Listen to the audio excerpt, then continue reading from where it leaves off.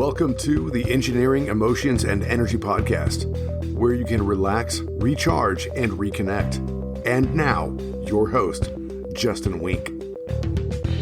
Today, I want you to go love yourself. That's right, today I'm talking about how you can love yourself. Originally, I was thinking of calling this episode Go Fuck Yourself. Once you get to the end of the episode, you'll understand why, but decided let's go with a little kinder, gentler intro, because that's really what I'm here to teach you and talk about is how you can be a little bit more kind, a little bit more gentle, because let's face it, maybe you might have these thoughts, or maybe they're not even thoughts, maybe you even say them out loud, like, things like gotta work hard, gotta grind it out, gotta make something of yourself, so that what exactly, what do you get? You get success, and what else? That success doesn't come from free. With that mindset, with that way of living, that success usually comes with some side of depression, maybe a little extra heaping of anxiety, very likely a whole lot of ways that your health just goes downhill further and further. Maybe it's being overweight, maybe it's gut issues, maybe it's hard time sleeping, multitude of things. Whether you're doing these things consciously or unconsciously, effectively, a lot of the ways that we go about living our life is not a go love yourself way of doing things. It's a go fuck yourself mentality. Really, even if we get successful, it's usually never good enough. I know some of my most depressing times in life is when I accomplish what I set out to do, because it's like, oh my gosh, I bought the house, I got the promotion, I got this, I got that, but I still don't feel much happier. Because usually how we do one thing is how we do everything. And so if we're in our pursuits in life, if we're doing it not with love, but with like a bit of like not good enough, you're just not there.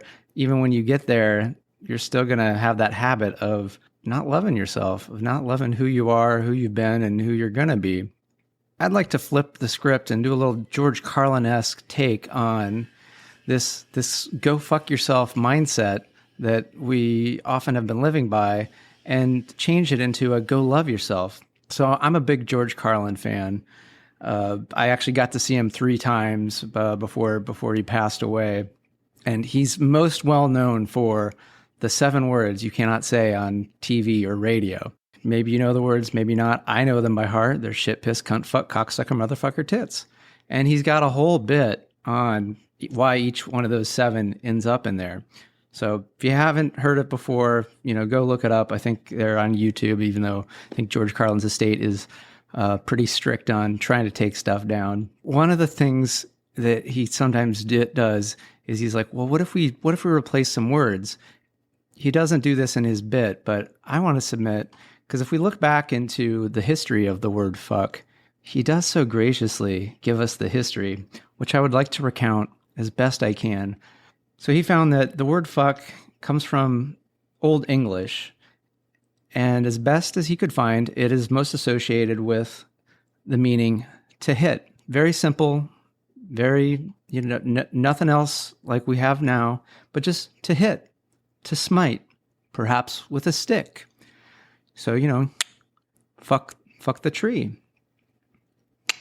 to fuck the rock, to fuck thee. Just a, little fuck here, little fuck there. And then pretty soon, hey, what if I fuck thee with my dick, honey? Just that, knock a little fuck here, knock a little fuck there. Little love tap when you get right down to it. That's all fuck ever meant. All fuck ever meant was to make love and life at the same time. Like, that's some pretty magical stuff, right? Love and life making. Fuck is hanging around with these words, back when it all began. And then it got so filled with anger and all these other horrible connotations where it's just like, What happened to fuck? How did it get such a bad rap to where it is now? Went from love and life. What happened to its reputation? We fucked it up. The good news about that is, since we fucked it up, we can love it up. And that's what I'm proposing that we do more and more, is we go and we love stuff up. So don't go fuck yourself, go love yourself. So what do I mean by that? Grind it out? How about you kind it out? Instead of work hard, work smart. Instead of make something of yourself, love something of yourself. And you're like, all right, Justin, this all sounds great. Fantastic. All right, you've got to do your George Carlin bit, and you're just doing some play on words. But what do I really do? How does this play out in my life? So that's where I'm going to go now with you, is some very concrete ways to love yourself, because these are things that I've been doing. And I have to remind myself, because again, the society we live in, how we were often brought up, we're constantly getting reminded of how you're not good enough. You better do better. You got to work hard. Someday you'll make it, and that you're not good enough. It's going to take a little bit of diligence and some reminders, and you might slip, and that's okay. Because when you go love yourself, you're going to be able to laugh at these things that happen. Because just think of loving yourself like you would love the most amazing, wonderful lover that you could ever meet. Like this is like your dream mate. If they made a little mistake, would you like yell at them and tell them you're a piece of shit, you fucking suck? No, you just be like, they put the dishes in the dishwasher the wrong way. Oh, that's so cute. Like I'm just so happy that they even put them in there at all. Like they're just so delightful. So how can we take that mindset of how you would treat your most precious lover and turn that into you? You may have noticed that chances are the people that you end up with, they reflect a lot of the qualities in you, whether you like them or not. Sometimes they do some stuff the exact same way that you do, and sometimes they're doing it the opposite way that you would do. Either way, it's a reflection of you, and they showed up in your life not because of them, but because of who you are. And I've seen this in my life, that as I've grown, that as I've loved myself more, I end up being with people that reflect that more and more. And so like the most recent, relationship that I got to experience, it was one of the most beautiful relationship I've had yet. And I know that as I continue this self-love work, it's just going to get that much better. And I want that for you out there as well, because I know that's why you're listening, is because you want to be able to relax, recharge, reconnect. Why do you want to reconnect? Because you know deep down that you are lovable, you are worth love, and you are worth having whatever it is you want in this life. Because anything really is possible. And if you don't think it's possible, then it's not possible. But once you think, hey, maybe it is possible, it becomes possible and you can actually do it. So I've got a few ways that you can actually concretely love yourself. And I'm not talking about, little self-play, although maybe that's part of it. Turn the lights down low, maybe get, some candles going, some lotions, some whatever you like. Hey, that's on the table. If you want to physically, literally love yourself, go for it. Here's some other ways though. And so I've heard this referred to as like a journal of awesome at times, but basically write down all the things that you love about yourself. It could be your physical attractiveness, how you treat people, how you're aware of others. You can even love like how there's some habits you just don't get rid of, and maybe just love that about yourself. I love how I love coffee. Like it's just been with me for so many years now, and I kind of love that. That's my thing.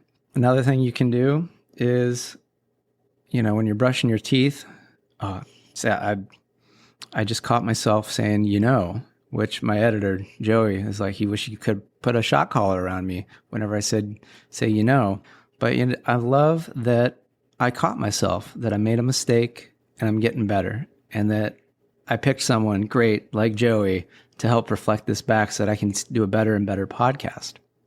So I don't have to go like, oh, I fucked up again, made a mistake and I caught it and getting better. That can go in my journal. I love how I give myself some grace and some forgiveness. Which brings me to, you can forgive your mistakes. Like actually, because one of the things that I do, one of my practices that I teach my clients is a really great forgiveness exercise. There's should be a podcast or two that have to do with how to actually practice forgiveness. Often we think of forgiving other people. Really, sometimes the person that we have the most resentment, the most anger, maybe even damn near hatred for is previous versions of ourselves, of things that we did where we didn't treat someone the right way, or we didn't make what we thought was the right decision or the best decision. to kind of go back through some of those parts in life where it's just like, oh, damn, Justin, I can't believe you said that to your dad. Like, you were such a dick and you hurt him so bad. To go through and forgive and see what was going on with me back then. Like, I didn't know then what I know now. And because of that, I learned to watch what I say to other people. And I guess I don't really have to be mad at myself for that anymore. And I guess I love the person that made that mistake, because they were just doing the best with what they had at the time. So going back, whenever you realize that there's something that maybe you have some anger, some resentment about yourself, forgive that. Forgive that of yourself. Give yourself that gift. If there was like a small child that made that same mistake, think of the most darling little 5-year-old. Would you come at them and be like, you horrible person, you're worthless, you're no good, I can't believe you did that? No, you'd be like, this little angel, they didn't know any better. They're just growing, they're learning. You are also that angel, that beautiful beloved. So allow yourself that. The other thing is, this is a fun one, and it could be really hard, and it can also be really fun, and it can also be really emotional. And my coffee maker just turned off. Like I said, I like coffee. So, and there's also some construction going around, and I just want to get this episode done and out because I want this to get out to you, and I'm going to got something where I'm telling you why I want to get this done before it gets too late, because I'm going to be a little down for the count in a little bit. It's not too big a deal. Yeah, there might be some saws, or maybe you don't even hear it at all. Maybe you just hear the sound of the ocean. What really matters is that you can hear what I'm saying, and it's sinking in clearer and clearer and deeper as you're listening to this episode. So on to the one that you could have all kinds of responses to, yet it's really, really powerful, is compliment yourself in the mirror. Tell yourself you love yourself. In the mirror, look into your own eyes and see that person who is you, and just go, I love you. I love how you look. You're beautiful. You're amazing. I believe in you. Whatever nice, beautiful things you can muster. For me and for many people, this can bring up a lot of emotions, and that's okay. There might be tears. And you can love that you're having these feelings and that you're expressing this and that you're seeing yourself, whatever it is. Or maybe you just have nothing happens. Just say the words. They are having an impact. So whenever maybe you're brushing your teeth, or maybe you're going in and out of the bathroom, just try to catch yourself. Just go, ooh, hey there, beautiful. Hey, sexy. I love you. So really simple, really powerful. The more you can do it, the longer you can do it, the quicker, the faster, the more amazing the results. This can be a really fun one, yet it could also be a difficult one if it's something you haven't done in a long time. It's treating yourself. One of my favorite shows is Parks and Recreation, and there's two characters. They have this thing where they like to treat yourself, where basically they spend an entire day and they just go ridiculous, and they get like mani-pedis, they like get fancy dinners, they buy expensive luxury goods. So I'm not saying break the bank where like you're going to regret it, but sometimes you might be way harsher with yourself, and you don't allow yourself to get the things that maybe like you really would love, that you really would treasure. It might have been so long that maybe you can't even think of things that you like anymore, because you've just been in, I got to save money. I got to batten down until things get better. And maybe it's been years, decades, and you're still waiting for things to get good enough for you to actually get what you want. Make that happen ASAP. Come up with something, even if it's a little thing, even if it's just, damn it, I really like sushi. I'm going to go get sushi for dinner tonight and allow myself like some good sashimi. Maybe get some toro, maybe get some hamachi, whatever it is. It's got to be what you like, not what you're supposed to like. So I like coffee. Maybe you don't give a shit about coffee at all. So don't worry with coffee, but perhaps maybe a massage. Go treat yourself to a massage. Sometimes there's some shit you got to do. Can you treat yourself in these things that you got to do? So here's where, from me, my example, where I'm treating myself is, I decided this so long ago. This is well before, as I'm recording this, there's a big possibility that the Supreme Court might overturn the Roe v. Wade decision, making abortion, whether it's legal or illegal, be a free-for-all amongst the states. So I had already decided to get a vasectomy because I want to be able to consciously decide whether I want to bring a child into the world or not. I want that to be a co-created decision with a partner, not just possibly something that could happen and then I'm, okay, well, what do you want to do?